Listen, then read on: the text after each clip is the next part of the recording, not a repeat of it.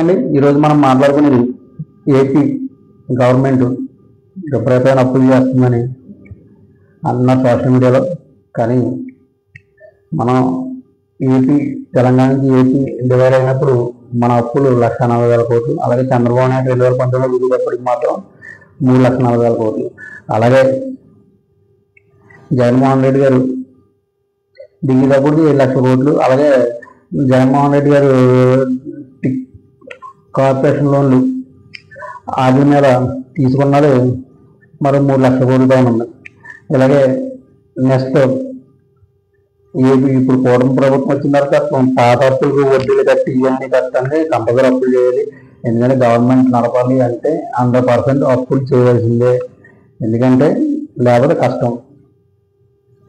ఎందుకంటే ఎంప్లాయీకి శాలరీ ఇవ్వాలన్నా, నెక్స్ట్ ఏమో పెన్షన్లు ఇవ్వాలన్నా సరే, విద్యకి మనీ ఇవ్వాలన్నా సరే, ఎడ్యుకేషన్ కానీ అలాగే ఆరోగ్యశ్రీ కానీ ఏదన్నా సరే అప్పు చేయాల్సిందే. ఎందుకంటే ఏపీకి ఆదాయం లేదు, 50% ఆదాయం లేదు. ఈవెన్ లాస్ట్ 5 years నుంచి కూడా ఒక్క కంపెనీ కూడా రాదు. ఇప్పుడు కంపెనీలు బీపీసీఎల్ కానీ steel company, Bharat steel company కానీ ఇలాంటివి వస్తున్నాయి కాబట్టి ఎంప్లాయ్మెంట్ ఆటోమేటిక్గా పెరుగుతుంది. అలాగే జూన్ నుంచి కూడా ఆదాయం పెరిగే అవకాశం లేదు. ఎందుకంటే జూన్ నుంచి కూడా ప్రతి నెల 6,000 కోట్లు, 3,000 కోట్లు, 1,000 కోట్లు అలా డిసెంబర్ వరకు ఇప్పుడు దాకా అప్పులు చేశారు. ఎందుకంటే అది 40,000 కోట్లు ఉంది. అలాగే అమరావతి డెవలప్మెంట్ గురించి అప్పులు చేస్తున్నారు. అది కూడా 31,000 కోట్లు అప్పు చేస్తున్నారు. దాంట్లో 15,000 కోట్లు ఆల్రెడీ రిజర్వ్ బ్యాంక్ ఇస్తుంది. ఆల్రెడీ రిజర్వ్ బ్యాంక్ ప్రతినిధులు చూశారు, రైతులతో మాట్లాడారు, మేము నిజంగానే ఇస్తాం అని చెప్పారు. అలాగే నెక్స్ట్ ఏమో డెట్ కోనింగ్ 11,000 కోట్లు. అలాగే KLW నుంచి 5,000 కోట్లు. ఇలాగా ఇప్పుడు తెలంగాణ హైటెక్ సిటీ రాకముందు ఒక రకమైన ఆదాయం ఉండేది ఆంధ్రప్రదేశ్కి. హైటెక్ సిటీ వచ్చినాక ఒక రకమైన ఆదాయం ఉంది. ఈ ఆదాయం పెరగడానికి కారణం ఏంటంటే ఆ రోజుల్లో కూడా హైటెక్ సిటీ కట్టడానికి అప్పులు చేసే కట్టారు. అప్పుడు జిహెచ్ఎంసీ ల్యాండ్స్ అన్ని కొన్ని తనఖా పెట్టి అప్పులు చేసి అప్పుడు కూడా కట్టారు. ఆటోమేటిక్గా డెవలప్ అయింది. తర్వాత ఇప్పుడు ఎలా మేజర్ పార్ట్ 60% ఐటీ మీదే వస్తుంది తెలంగాణకి.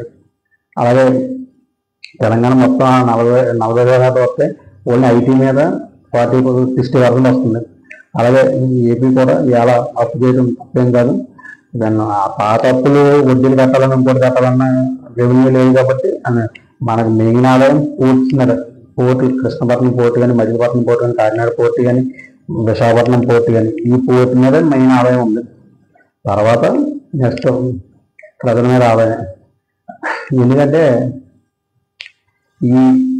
ఇప్పుడు ఐటీ డెవలప్ అయింది, రాజధాని డెవలప్ అయిందంటే ఆటోమేటిక్గా ఇన్కమ్ జనరేట్ అవుతుంది. ఎలా ఐఆర్ఎస్ బిల్డింగ్స్ కానీ, గవర్నమెంట్ ఆఫీసర్ బిల్డింగ్స్ కానీ ఆల్రెడీ స్టార్ట్ చేశారు.